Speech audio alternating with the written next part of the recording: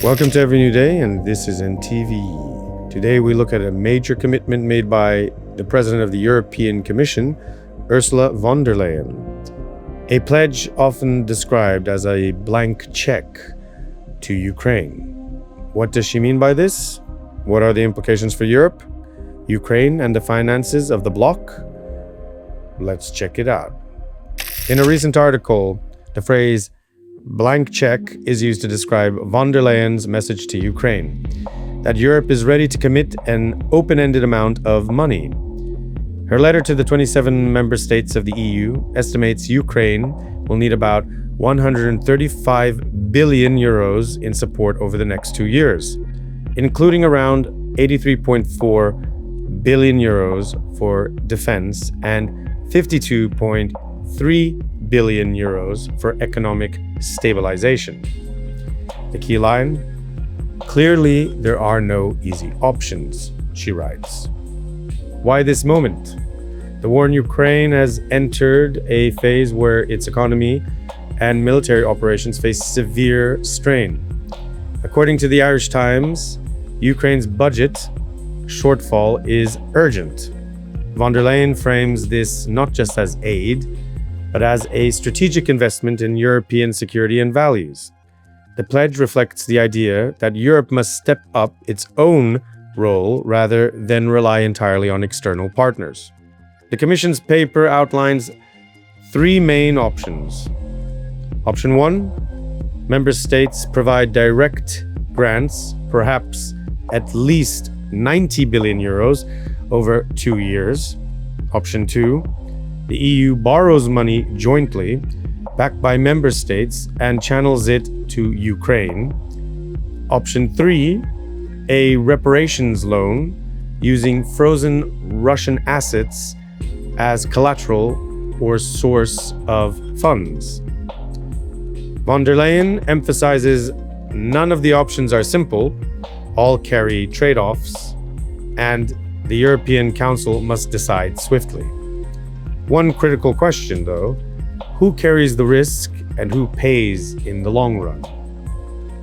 There are several major hurdles, among them budgetary burdens, legal concerns about using frozen assets, and differences among member states about how far the EU should go.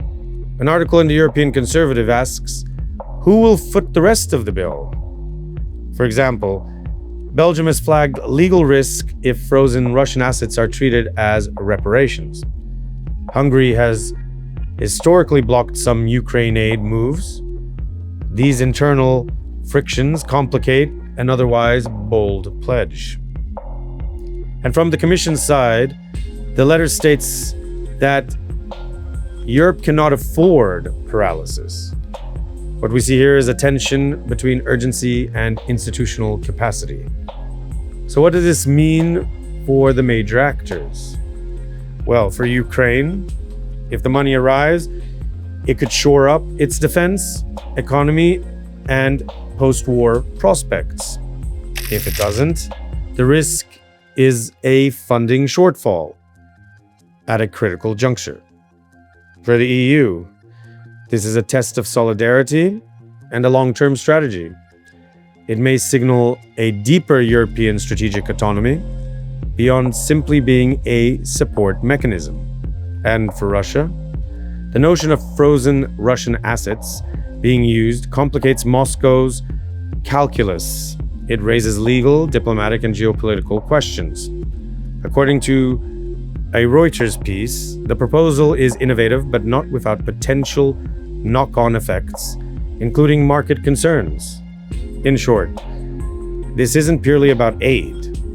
It's about future orientation, risk sharing, and European identity in a changing security environment. Timeline and what to watch for next. Here's what to watch in the coming months.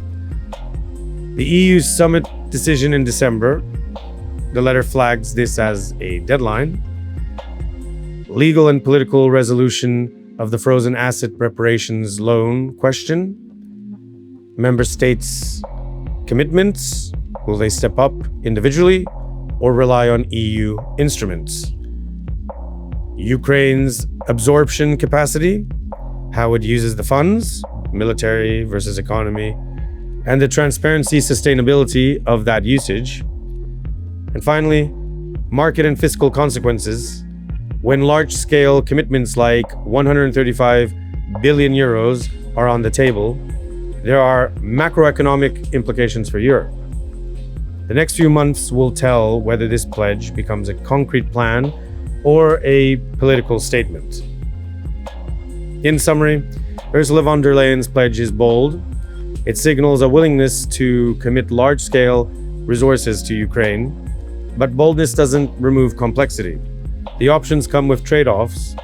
The member states must buy in, and the monitoring of how the money is used will matter. From a neutral perspective, this is less about saying yes or no to Ukraine, and more about what model Europe wants for itself.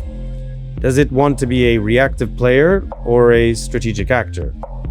Will it assume the financial and political risks that large-scale commitments impose?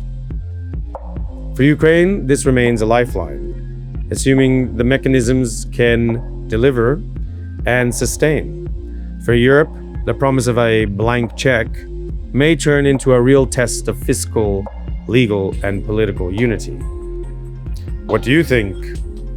Will Europe follow through on this pledge? How might it change the balance in Ukraine and the EU? Drop your thoughts in the comments down below. And give this video a thumbs up if you liked it, share it, subscribe for more if you haven't. And remember, this was NTV.